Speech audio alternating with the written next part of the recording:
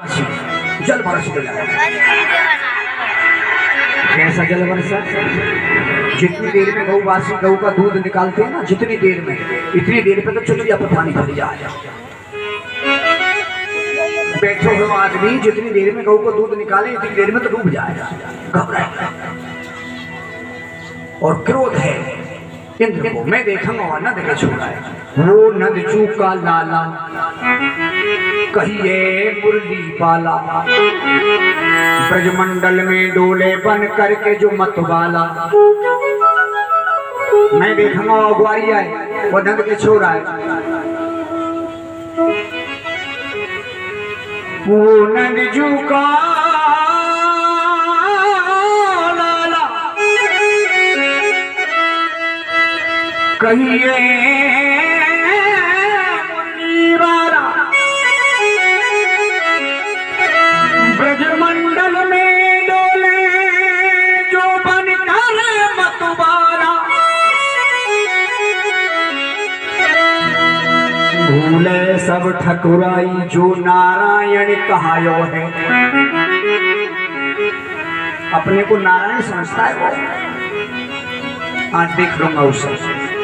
भूले सब ठकुराई जो नारायण कहायो है, ब्रजमंडल पे भारी यानी जल वर्षायो है। ब्रजवासी घबरा गया, अब नहीं बचेंगे भैया। अब मन में जान लई ब्रजवासी ने, अब नहीं बचेंगे। अब मन में जान लई ब्रजवासी ने जाके वह श्याम की शरण लई। कृष्ण हमारी रक्षा करो, अपने भगवान को बुलाओ, जल्दी हमें बचाओ। कन्हैया बोले जल्दी मेरे पीछे आ जाओ। अपने अपने बच्चों को लो, अपने अपने पशुओं को, गऊ बछड़ा सब लेके जल्दी सामान छोड़ दो सब, और जो इसके पल्ले पड़ जाओ उसे ले लो, जल्दी मेरे पीछे आओ। घबरा गए, अब बचेंगे तो है ही नहीं। जो कन्हैया कह रहा है चलो एक बार करके देख लेते हैं। मत मन में घबराओ, तुम संग मेरे आओ। ब्रजवासी ने जान लई, अब मन में ठान लई। नर नारी ने जाके वह श्याम की शरण लई। गोवर्धन उंगली पे पहुंच के गोवर्धन पर्वत पे और उठा लिया मेरे कन्हैया ने उसको। यज्ञ तो जाओ सब जल्दी। गोवर्धन उंगली पे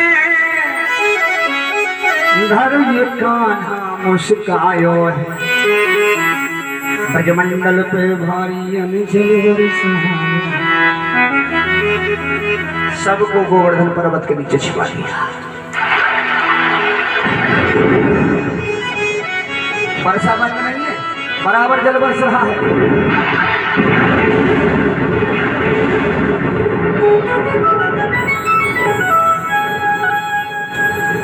तीन दिन तीन रात रहेंगे जल बरसते बरसते, 3 दिन 3 रात बराबर।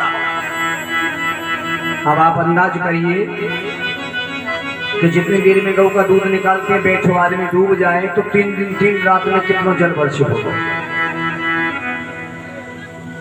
मनसु का बोलो कन्हैया लाला तो 3 दिन 3 रात है कि थक हो। कृष्ण बोले फिर क्या करूं, निकारा पकड़ ले।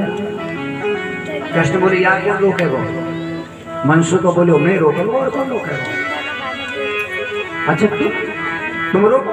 हाँ अरे मैं अकेला थोड़ा भी हूँ, तुम्हारे कितने शक्ल हैं, तुम रोक लोगे इसको? हाँ क्यों नहीं भैया, तुम्हारे बस की बात ना है। क्यों ना है कन्हैया? जिन गैयन को दूध तेने पियो उन गैयन को हमने भी पियो। जा ब्रजमंडल में तेने जन्म लिया वहां में हमने भी लियो। तुम्हें कोई हमसे ज्यादा ताकत है? कृष्ण बोले यूं बात ना है। और कौन सी बात है? मैं नारायण हूं। त्रेता युग में राम जी ने कहीं नहीं बोला कि मैं नारायण हूं, लेकिन द्वापर युग में कई जगह कन्हैया ने कहा है कि मैं नारायण हूं।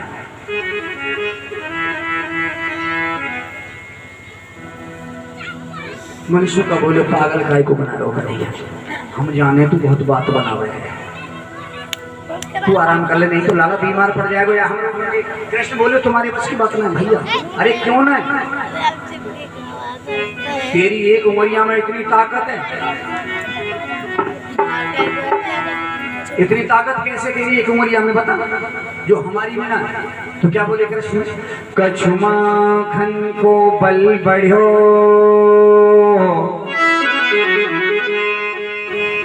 कछु गोपिन करी सहाय, या राधे जू की कृपा से मैंने गिरवर लियो उठा।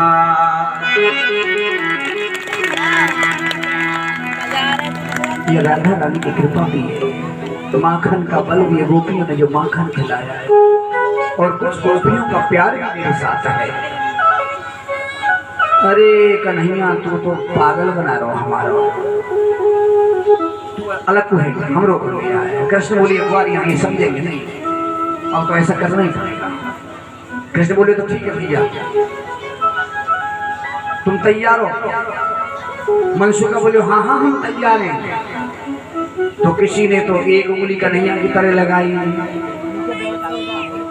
किसी ने दो लगाई, किसी ने एक हाथ ऐसे लगाया, किसी ने दोनों लगाई, किसी ने लाठी लगाई, किसी ने डंडा लगाया। कृष्ण बोले भैया उंगली हटा लो। मनसुखा बोलो हटा ले, नौका तू दरबार हो हटा लो। हाँ हाँ हटा ले। तो मेरे भगवान ने जरा सी उंगली नीचे करी, जरा सी, इतनी देर में तो जितनी लाठी डंडा टूट गई, और जब उसका वजन ग्वालों के ऊपर आके पड़ा तो मनसुखा कह रहे अरे लाला रोक, रोक, अरे रोक जल्दी रोक। वही कन्हैया ने अपनी उंगली को अड़ा दिया। क्या बोलना पड़ेगा? बोलो कैसे कन्हैया लाल की, बोलो गिरवरधारी भगवान की। उंगली अड़ा दी। कृष्ण बोले हम तो तुमसे जब ही कह रहे तुम मानो हमारी बात है। मनसुखा बोले लाला एक बात बता, कृष्ण में कितना वजन है? भगवान बोले तुमने कितना समझो? अरे हमने तो समझो 25-30 मन बोझ होगो तो तेरी सकाएं 10-10, 5-5 किलो वजन हम पे आवेगो। इस गोवर्धन पर्वत में 25-30 किलो वजन समझा जाता है। हाँ हाँ 40 से होगा, 50 से होगा। भगवान बोले पूरा ब्रजमंडल भी आके इसके नीचे लगे, अरे से उठावे तो भैया बस की बात है। कथा भगवान ने बड़ी बड़ी विचित्र लीला की। 7 दिन 7 रात जल वर्षा। इंद्र ने अपना एक पार्षद भेजा, देख के आओ ब्रज में कोई जिंदा तो नहीं बचा। और भगवान ने 7 दिन के बाद सबको बाहर निकाला और पर्वत को उसी जगह स्थापित किया। अपने अपने घर जाओ, सब सुरक्षित है। भगवान इंद्र का दूत आया, देखा ब्रज मंडल में तो धूल उड़ रही है, धूल। 7 दिन 7 रात अखंड वर्षा हुई। और पहले मैं बता चुका हूँ कि कैसी वर्षा हुई, लेकिन जल का तो नाम निशान होना, धूल उड़ रही है। हाथ जोड़ के परीक्षित महाराज बोले सुखदेव भगवान क्षमा चाहता, ये कथा मेरी समझ में नहीं आई। ऐसा जल वर्षा पानी कहाँ चला गया? सुखदेव भगवान बोले इस कथा को अगर तुम्हें समझना तो ये कथा मुझे मोड़ के तेरे तारीफ में ले जानी पड़ेगी वापसी।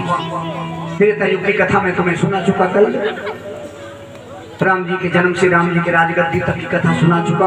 लेकिन अगर आप कहते हो कथा समझ में नहीं आई तो ये कथा मुझे फिर त्रेता में ले जानी पड़ेगी। परीक्षित जी बोले कुछ भी करो प्रभु कथा को समझ आइए। मुझे जल जल गया 7 दिन का। बोले सुनो सुनो सुनो, जब राम जी रावण पर विजय पाके अयोध्या आए तो सीता जी ने एक प्रण किया कि जब तक अयोध्या में रहूंगी एक ब्राह्मण को रोज भोजन करवाऊंगी।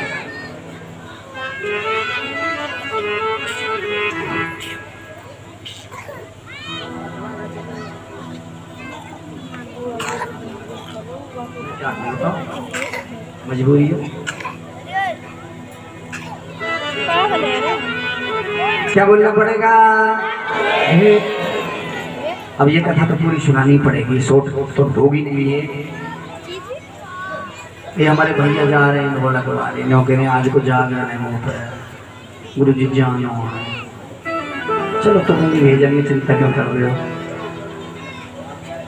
कथा देखिए, सीता जी ने प्रण किया कि जब तक जीऊंगी एक ब्राह्मण को भोजन करवाऊंगी। राम जी के पास गई, बोली प्रभु आज तक जितने भी ब्राह्मण आए, कोई एक पूरी खावे, कोई दो खावे, कोई ठीक सा ब्राह्मण बुला के लाओ।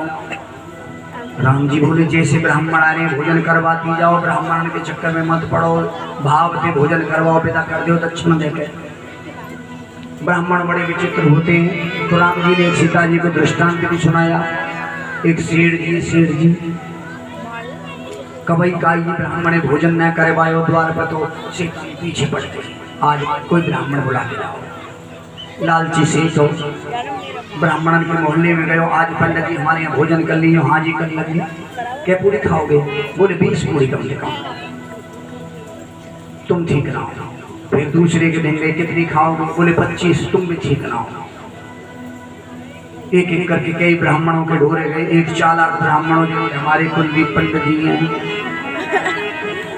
चालाक ब्राह्मण के ढोरे पहुंचे और बोले पंडित जी भोजन कर लीजिए। कर लेंगे जी। कितनी पूरी खाओगे? तो तुरंत समझ गए चालाक पंडित जी। बोले मैं ना खाऊंगा ज्यादा। क्यों? 1 महीना पहले डेंगू बुखार आयो, भूख कतई मर गई, 2 पूरी खाऊंगा, ज्यादा से ज्यादा नहीं 1.5 ही खा पाऊंगा। यू पंडित ठीक है, हमारे घर आ जाएंगे भोजन करने। चलो ठीक है आ जाएंगे। सेठ जी सेठानी से बोले एक काम करियो, पंडित जी आ रहे हैं, 1.5 पूरी को कह रहे, पर 1.5 तो बने ही ना है, तो 2 कर लीजिए उनको। 4 मोकू, 4 अटकू, 4 दोनों छोड़ा। दुकान पे चले गए, पंडित जी आए, सेठानी ने आसन डाला, पंडित जी बिठाई, थाली में भोजन परस के लाई। सोच रही है 1 पूरी दूं तो 1 भी ठीक ना है, 1.5 दूं तो 1.5 भी ठीक ना है। सेठ जी कह गए 2 पूरी भी, तो दोनों ने एक संग धर दूं। तो दोनों पूरी धरी, एक में थोड़ो सो कटोरी में साग, एक में खीर, आम को अचार, वो सिरका की मिर्च उनी। पंडित जी के आगे धर गई, नेक देर में दोनों पूरी स्वाद। अब भोजन थाली में आए तो भाई खवावे वाले को तो धर्म बने के और लियो जी। तो जो घर के इनको बनाई पूरी सेठानी, पंडित जी भूखे मत आना, भूखे ना उठने ले आओ। तो 2 ऑनलाइन नहीं खाएंगे, 2 ऑनलाइन नहीं खाएंगे, 2 करके 2 करके 4 चौक 16 और 2 18 पूरी में खाएंगे। अब ये चुकी ना सेठानी बोली गड़बड़ मान लो, भूखे मत उठो, अभी ऑटो लगा रही हो, कोई बात ना, लगा लो, बैठे लगा लो आराम से, ऑटो बैठिए। तो चलती जल्दी अपना ऑटो लो, पूरी बेली से फिर और खाई, फिर और खाई, दोपहर चक्कर। पंडित जी जगह दक्षिणा दई, चरण छुए विदा कर दिए। सेठ गुस्सा आया, भूख के मारे दम निकल जा रहा। सेठ जी बोले यार देख लिया, आज भगतनी की बच्ची है, भूखे मार दी बामन के चक्कर में, पंडित के चक्कर में। डंडा लेके आए, सेठानी ज्यादा गुस्सा आ रहा। सेठ जी तेरी 2 पूरी को कहेंगे 18 तो वो खा लेंगे और खा लेंगे। दरवाजे पे देखे रहे हैं, सेठानी तेरा दिमाग खराब है, वो दिखे। सेठानी बोली हमारा तो दिमाग खराब हो जन ना हो, पर अपने ठीक कर लीजिए। क्यों? अरे तुम तो कह रहे पंडित जी 1.5 पूरी खाएंगे, वो 18 तो हमारी सब्जी नहीं खाएंगे। फिर मैंने और बनाई, तो बनाई टाइम लगो, दोबारा साग बनाया उसमें और खीर बनाई, टाइम लगेगा ना लगा कि काके तुम्हारा किलो क्या पूरी 18 उन्हें खाएंगे। फिर मैंने और बनाई, अच्छा 1.5 पूरी को कहकर 25-30 पूरी लाठी लाने मैं देखूंगा पंडित है। सेठ जी गुस्सा आए को, लालची सेठ है, तो पंडित जी के घर को सिर लगा लेंगे। पंडित जी को ढेर बाहर गांव के नीम को बड़ो पेड़ दरखत, गर्मी को टेम 4 पैर डाल के 25-30 पूरी ने खेत ठंडा रे मस्ती है। अब पंडित जी ने जो करवट बदली तो आँख खुली तो लठ लेकर सेठ जी दिखाई दिए सामने। पंडित जी तुरंत समझ गए मामला खराब हो जाएगा। अच्छा तू पहले बामन विद्या कर दे अपनी। तो पंडित जी ने कहा काम करो। जो जो सेठ जी नजदीक आवे पंडित जी ने तुरंत बामन विद्या चलाई। हाथ बामन ने फेंका चार अरे मोर बचा मोहल्ला वाले अरे जल गिराओ रे मैं मरो रे अरे मोर बचा लो रे। भीड़ इकट्ठी है अभी तो पंडित जी सो रहे अचानक कहा है वो। अब सेठ भी चक्कर में पड़ गए। भीड़ इकट्ठी है पंडित जी कहा है वो। अरे बात मत करो जल्दी तो थाने ले चलो। थाने क्यों?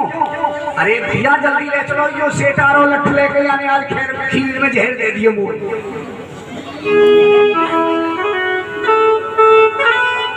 सेठ जी की हवाले करेगी घबराए भैया थाने ले चलो जल्दी। मरंगो तो सही पर आके नाम रिपोर्ट करके जाऊंगो। थाने ले चलो जल्दी मरने वाले होने की देर में प्राण निकलने वाली।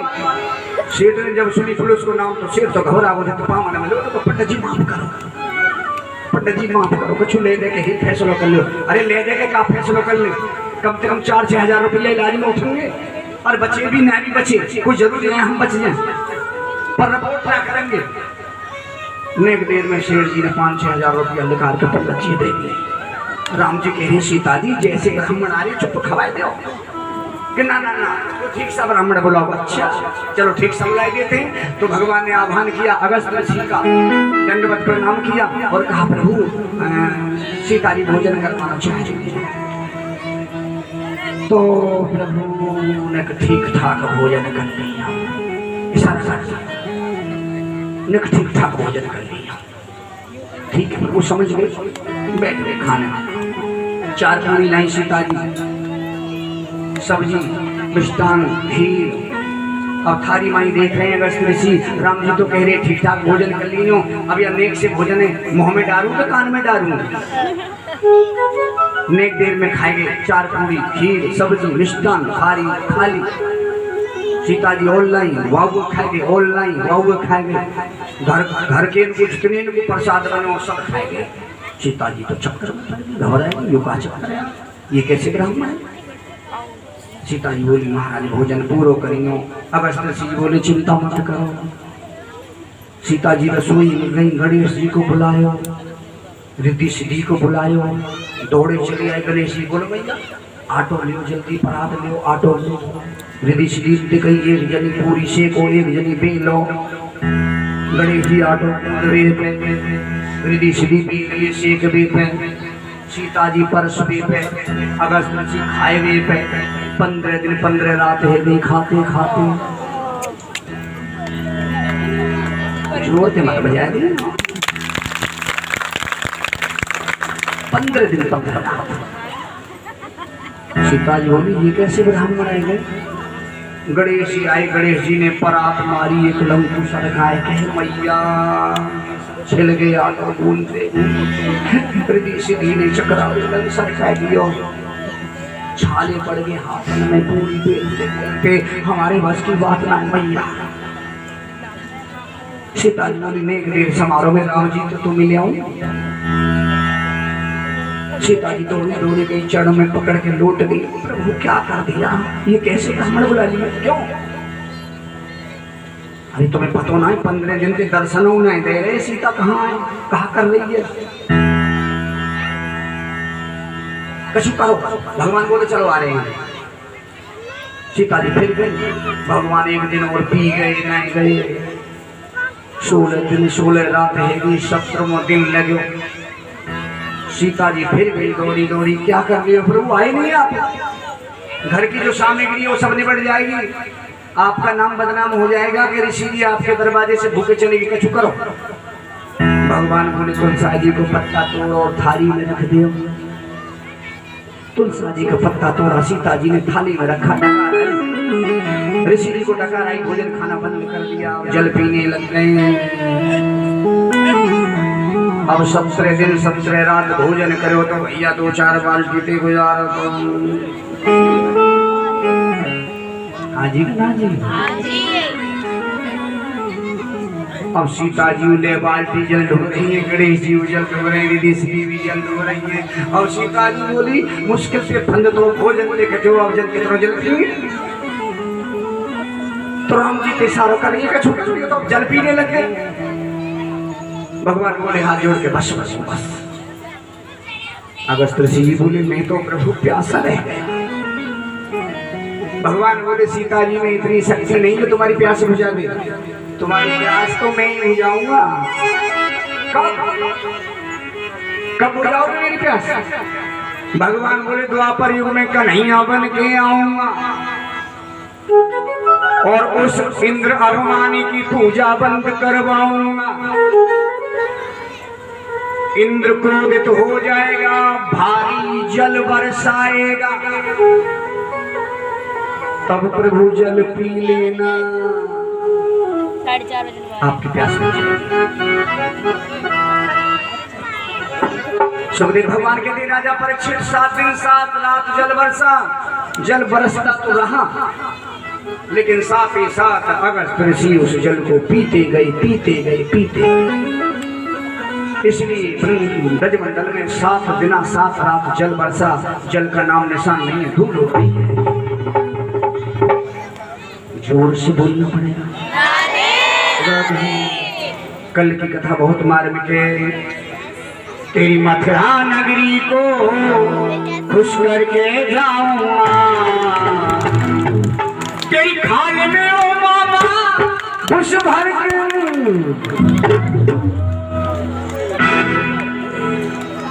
कन्हैया जी कहेंगे कंस के केस पकड़ के मामा मेरी मैया को रथ से खींचा था बाल पकड़ के, आज तेरी खाल में घुस भरूंगा, आज तो मारूंगा। कल कंस वध की लीला बहुत सुंदर लीला है। और रुक्मणी का विवाह, आओ मेरी सखियों मुझे मेहंदी लगा, कल होगा। मैं कौन सी ले जाऊं एक रूप तुम, ये भी कल होगा। बहुत सुंदर कथा है। रुक्मणी विवाह, रुक्मणी की झांकी निकाली जाएगी। और कल तुम्हारा समय कन्यादान करने का भैया। एक दिन आज का भी आपका था अन्नदान का, कल वस्त्र दान, बर्तन दान, धन दान, ये कल तुमको करना है। भाई तो नहीं करेंगे, आपको करना है कन्यादान रुक्मणी का। बहुत मार्मिक कथा। 5000 गोपी किस तरह से कन्हैया के साथ में राज कर रही है, बहुत मार्मिक कथा कल सुनने को मिलेगी। भोजन व्यवस्था